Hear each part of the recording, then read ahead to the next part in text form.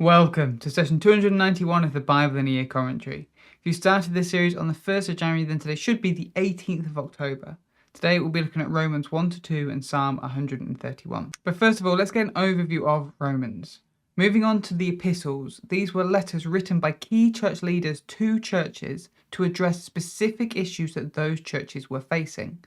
The first is Romans, a letter written by Paul, the apostle that we followed through the book of Acts, to the church in Rome. The Roman church was a mixture of Jewish Christians and Gentile non-Jewish Christians. But then in around 50 CE, the Emperor Claudius expelled all Jews from Rome. It was about 5 years later that the Jews were allowed to return to the city. But by this point, the church had become very Gentile in its culture. This annoyed the Jews, who felt displaced from a faith that they felt was originally theirs.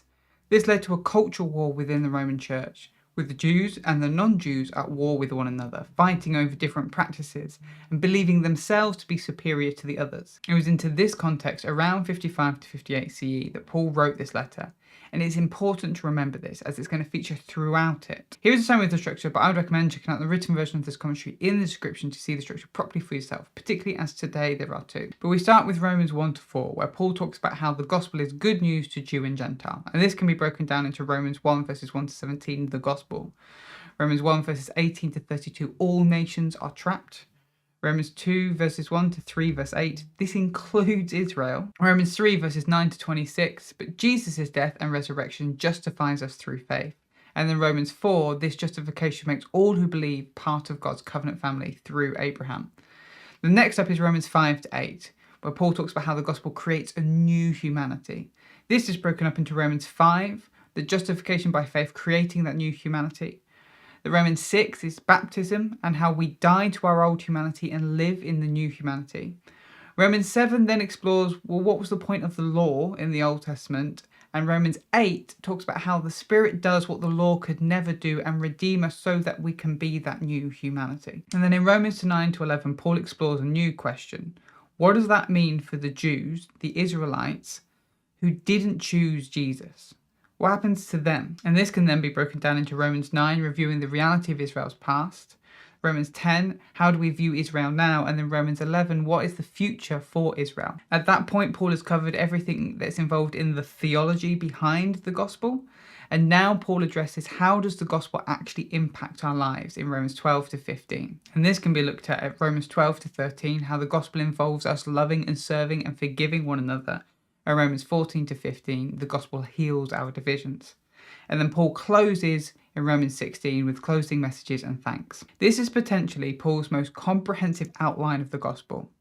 Because these epistles are just letters written to churches addressing specific issues, they were never written as like a systematic theology book. Concepts and ideas are explored only in part, and they're often specifically in relation to the issues that they are addressing. This means that we have to take these bits and pieces across these letters along with the rest of Scripture to piece together our theology. Romans, however, is the closest we get to a systematic unpacking of the gospel and its significance. As we've mentioned, the primary goal for Paul with this letter is to heal the cultural and ethnic divisions in the church. And so even in his unpacking of the gospel, it's all told through that lens. But for now, let's jump into today's reading, Romans 1 to 2. As we see from most of Paul's letters, Paul opens with a greeting to his readers. The greetings normally introduce Paul and then include some sort of encouragement and prayer over the reader. In some letters, as he does here in Romans, Paul also mentions how much he wants to visit them in person. All of these are fairly common in letters written at this time, and so it's no surprise that we see them here. But Paul isn't one to waste words, and so even in these greetings, he is setting the tone for the letter. He introduces himself as an apostle called to preach the good news of God's Son. But more than this, he makes a point of noting that this good news was promised by the prophets and holy scriptures. These are each part of the Jewish heritage. On top of that, he notes that Jesus is a descendant of David, the greatest king in Jewish history. So Paul is rooting the gospel in its Jewish identity. But Paul also wants to make clear that the good news is the fact that Jesus, the Son of God, died and was resurrected so that all nations can believe and know him. While this good news may have Jewish roots, it's a message to all people, both Jew and Gentile. Paul then describes God as our Father. If God is the Father of both Jew and Gentile, then that would suggest we are one family. And so Paul makes this intention very clear. His desire is to strengthen the church in Rome, to help them to encourage one another as brothers and sisters. Paul is called to speak to all people, no matter if they are Jew, Greek, or some other group. He is not ashamed of the gospel, this good news about Jesus, because for Paul it is God's power to save, and to save everyone, both Jew and Gentile. Having introduced himself and laid the groundwork for the letter, Paul then launches into the meat of the message. He starts with laying out the problem. The problem is that people have turned from God. While it's not said explicitly, Paul is talking about the foreign nations here, anyone who is a non-Jew or a Gentile. They have chosen not to honour God, but to pursue their own wisdom. And according to Paul, they had no excuse. Creation itself is evidence that God is there.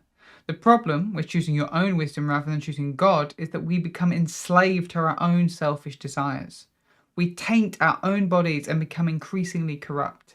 This is why there is gossip and murder and jealousy, because humanity has chosen its own way and has become trapped in its own wickedness. Having read this, the Jewish members of the church are probably feeling pretty good about themselves. The Jews were chosen by God himself, and they have remained loyal to him. And this is where Paul turns to speak to the Jewish readers.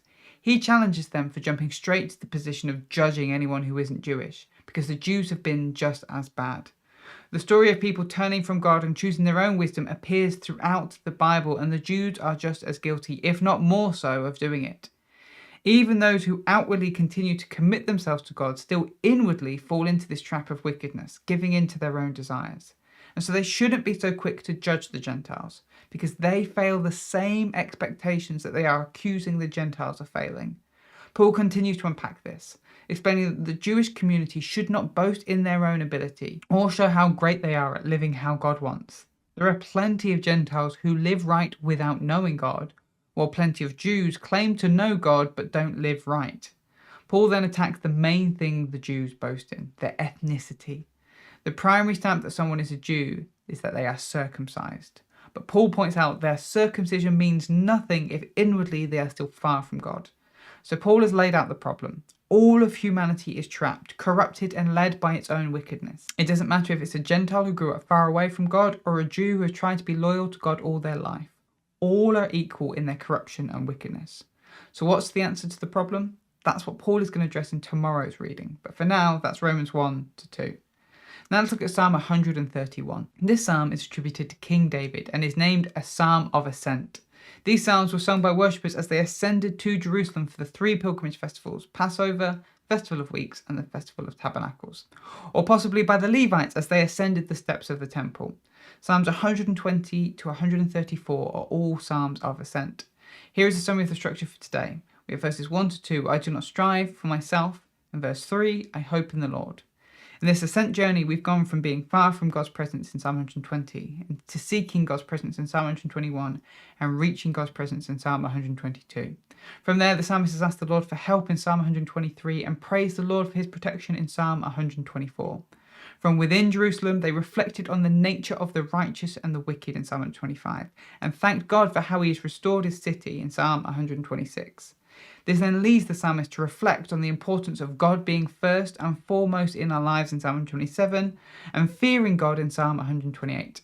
Then, having focused on God's authority and power, the psalmist reflects on how God rescued them and Israel from oppressors in Psalm 129. Having focused on God's authority and power, the psalmist then reflects on how God rescued them and Israel from oppressors in Psalm 129, and then asks God to rescue them from their own sin in Psalm 130.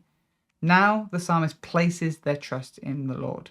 The psalmist starts by pointing out to the Lord that they are not proud. They do not think too highly of themselves or seek power or position above their station.